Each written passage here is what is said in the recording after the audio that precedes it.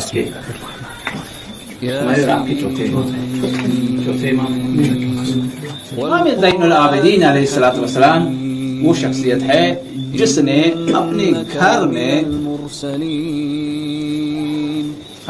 میں غلاموں کو ایسی تربیت کی ہے کہ جب وہ غلام جن کو امام سجاد تربیت کرتے تھے جس علاقے میں آزاد ہونے کے بعد جاتے تھے تو ایک مبلغ بن کے جاتے تھے ایسی تربیت کی امام زین العابدین علیہ الصلوۃ والسلام نے اپنی زندگی میں جو بہت سے کارنامے انجام دیے، ان کارناموں میں ایک کارنامہ یہ ہے کہ امام زین العابدین علیہ الصلوۃ والسلام غلاموں کو خریدتے تھے، خریدنے کے بعد 1 سال یا 1.5 سال اپنے گھر میں رکھتے تھے، اس کے بعد آزاد کرتے تھے۔ جب آزاد کرتے تھے ان کی تربیت کر کے آزاد کرتے تھے، پھر کچھ درہم و دینار بھی ان کے حوالے کرتے تھے، آزاد کرتے تھے، جاؤ اپنی زندگی بسر کرو،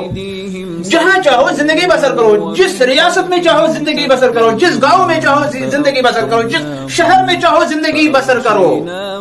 آزاد کرتے تھے۔ امام نے اپنی زندگی بہت سے غلاموں کو خریدا اور بہت سے غلاموں کو آزاد کیا۔ آپ کے غلاموں کے بارے میں ملتا ہے کہ آپ کے چاہنے والا جو آپ کے بغل میں رہتا تھا، امام کے بغل میں رہتا تھا، وہ امام کی خدمت میں آتا ہے، آنے کے بعد کہتا ہے میرے آقا مولا، میں آپ کے غلاموں میں سے ایک غلام کو خریدنا چاہتا ہوں۔ امام نے کہا ٹھیک ہے، اگر آپ کسی ایک غلام کو خریدنا چاہتے ہیں آئیے۔ وہ آئے، آنے کے بعد امام نے اپنے تمام غلاموں کو لائن سے بٹھا دیا، ایک مرتبہ امام نے اپنے چاہنے والے سے فرمایا ان غلاموں میں جو غلام تجھے پسند ہے اس کی طرف اشارہ کرو، اس کو اپنے ساتھ لے جاؤ۔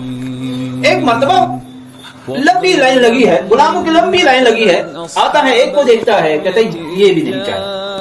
دوسرے کو دیکھتا ہے یہ بھی نہیں چاہے، تیسرے کو دیکھتا ہے کہ یہ بھی نہیں چاہے، چوتھے کو دیکھتا ہے کہ یہ بھی نہیں چاہے، پانچویں کو دیکھتا ہے یہ بھی نہیں چاہے۔ آخر میں جا کے ایک غلام کا بازو پکڑ کے امام کا چاہنے والا کہنے لگا یہ غلام مجھے چاہیے۔ امام نے ایک مرتبہ سوال کیا، آپ نے سارے غلاموں کو ریجیکٹ کیا اور اس کے بعد اس غلام کے بارے میں کہا کہ یہ مجھے چاہیے، اس پہ ایسی کون سی خصوصیات ہیں کہ آپ کو یہی غلام چاہیے؟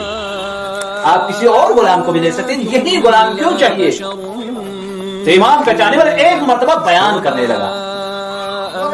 امام میں آپ کو یہ بتانا چاہوں گا، یہ بتانا چاہتا کہ امام نے کیسی تربیت کی ہے غلاموں کی۔ اب چاہنے والے نے بیان کرنا شروع کیا، ایک مرتبہ بیان کرنا شروع کیا، میرے آقا و مولا، رات کی اندھیرے میں نے اس غلام کو دیکھا کہ یہ آپ کے گھر سے نکل رہا تھا، بہت دنوں سے مدینے میں بارش نہیں ہو رہی تھی، اس غلام کو دیکھا کہ یہ گھر سے نکل رہا تھا، میں نے جب دیکھا اس کے ہاتھ میں گٹھری بھی تھی، ایک مٹلی تھی، ایک گٹھری تھی، گٹھری لے کے جا رہا ہے، میں نے سوچا آپ کے گھر سے کوئی سامان چوری کر کے لے جا رہا ہے۔ ایک مقام پر پہنچا، جب یہ آگے بڑھا تو میرا یقین جو ہے 50% بڑھ گیا، اس کے بعد تھوڑا آگے بڑھا تو یقین جو ہے 80% ہو گیا، یہاں تک کہ ایک پہاڑی پہ وہ چڑھ گیا۔ جب پہاڑی پہ چڑھ گیا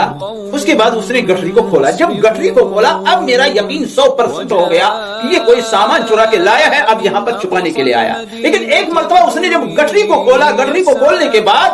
چادر بچھائی اور اس کے بعد 2 رکعت نماز پڑھی، نماز پڑھنے کے بعد دعا کی، پروردگارا مدینے میں کئی دنوں سے بارش نہیں ہو رہی ہے، پروردگارا تجھے اس ہادی برحق کا واسطہ، اس برگزیدہ شخصیت کا واسطہ جس کا میں غلام ہوں، پروردگارا جس کا میں غلام ہوں، اس کا واسطہ، اس برگزیدہ شخصیت کا واسطہ آسمان سے مہ برسا دے، آسمان سے بارش برسا دے۔ اتنا کہنا تھا کہ بارش ہونے لگی، لہذا مجھے یہی غلام چاہیے۔ یعنی امام نے غلاموں کو ایسی تربیت کی ہے کہ اگر وہ बारगाह खुदाबंदी में अगर वो खुदा की बारगाह में अपने हाथों को बुलंद करे दुआ मांगे तो परवरदिगार आलम उनकी दुआ मांगने पर आसमान से मींह बरसाता है, आसमान से मींह बरसाता है, आसमान से बारिश बरसाता है। लिहाजा एक मर्तबा इस गुलाम को जब अपने साथ ले गए, जब घर पहुंचे, घर पहुंचने के बाद एक मर्तबा गुलाम ने कहा मेरे आका आप फरमान कीजिए कि मैं आपकी कौन सी खिदमत करूं। एक मर्तबा इमाम के चाहने वाले ने कहा कि आप मेरे गुलाम नहीं है, आप मेरे मालिक हो, मैं तेरा गुलाम। आप मेरा मालिक बन के रहो, मैं तेरा गुलाम बन के रहूंगा। इमाम ने ऐसी तरबियत की थी।